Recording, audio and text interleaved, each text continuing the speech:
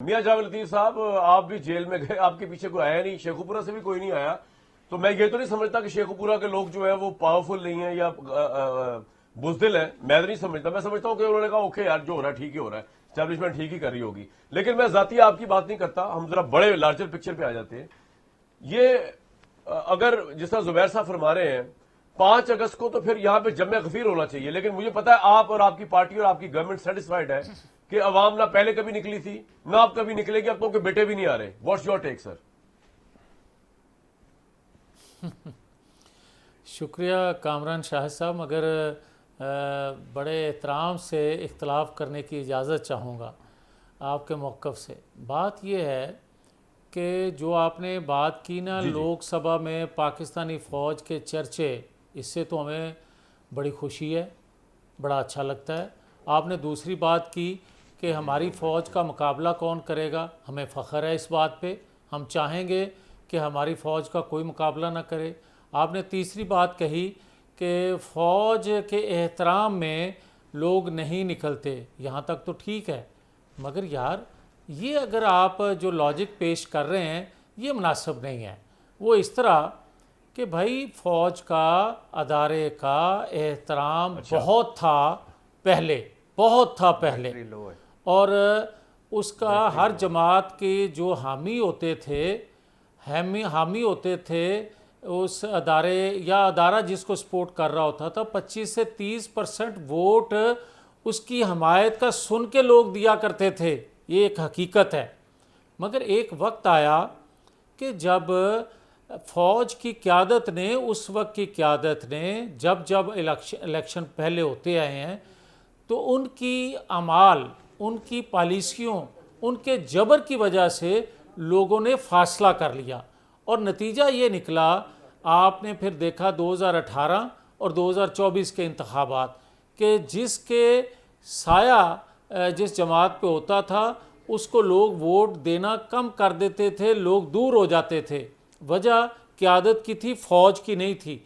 और आज जो आप बात कर रहे हैं इंडिया से जंग की, तो मैं ये समझता हूँ और हकीकत समझता हूँ कि फ़ौज ने जिस धड़ल्ले से, फ़ौज की क़यादत ने जिस धड़ल्ले से इंडिया का मुकाबला किया और जिस तरह उनको शिकस्त फाश दी, आज की जो क़यादत है फ़ौज की, उससे भी लोग खुश हैं। अब आ जाएं, जो बात आप करते हैं कि जनाब 5 अगस्त को क्या होगा या लोग निकलते नहीं हैं, तो मेरे अज़ीज़, मैं जब जेल में था तो लोग लाहौर में हज़ारों की तादाद में शेखुपुरा से जाया करते थे, मुझे फ़ख्र है। और जो बात मेरे भाई कर रहे हैं या आप बार बार सवाल करते हैं ज़ुबैर साहब से कि ये कि कोई निकलता नहीं है, भाई बात ये नहीं है। ज़ुबैर उमर साहब से भी मैं बसद एहतराम इख्तलाफ करने की जसारत कर रहा हूँ कि डर की वजह से नहीं, आपके लिए अगर हज़ारों लोग निकलते थे इस वजह से, तो फिर इमरान खान के लिए तो करोड़ों को निकलना चाहिए 5 अगस्त को।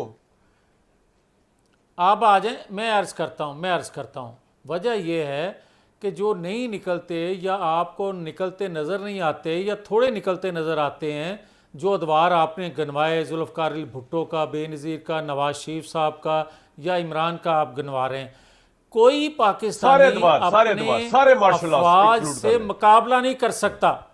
मुकाबला नहीं, एक सेकंड मेरी बात पूरी हो लेने दे। किसी सूरत अपनी फ़ौज से तसादम नहीं चाहते। हाँ, जो क़यादत फ़ौज की गलत फ़ैसले करती है उसके ख़िलाफ़ अपनी नफ़रत का या अपनी दूरी का इजहार करते हैं, वोट के ज़रिए करते हैं, एहतजाज के ज़रिए करते हैं, मगर उससे मुकाबला नहीं करते जिस तरह इमरान खान ने करके दिखाया। इमरान खान ने अपने गुनाह, अपने अमाल, अच्छा, मैं ये कह रहा हूँ आपसे, अगर आप सुनना पसंद फरमाएं, मैं ये कहता हूँ कि इमरान खान के अमाल, उसने 4 साल पाकिस्तान को डुबोया, उसने general Faiz, general Bajwa, justice Saqib Nisar, justice Bandial से मिल के जो पाकिस्तान की ईंट से ईंट बजा दी, जो किसी ने कहा था कि ईंट से ईंट बजा दूंगा, उसको तो पाकिस्तान बदर होना पड़ा, मगर जिसने हकीकतन कहे बगैर बजा दी उसका आज तक बाल भीगा नहीं हुआ। इसकी वजह यह है कि आज भी मुझे ये बताएं, चंद लोगों को आप सजा दे के आप कहते हैं 9-10 मई का इंसाफ हो गया? ओ भाई नहीं, जिनको उकसाया, और मैं ये हकीकत कहने लगा हूं, दिल से कहने लगा हूं और सबूत से कहने लगा हूं, कामरान शाहिद साहब आप सुनना पसंद करें या ना करें, मगर क्या 10-12 साल नवाज शरीफ के खिलाफ आपने जेन साजी उस वक्त के अदारे के सरबराह जो थे उन्होंने करवाई नहीं? और 10-12 साल इमरान खान को फरिश्ता बनवाने के लिए जेन साजी नहीं की गई?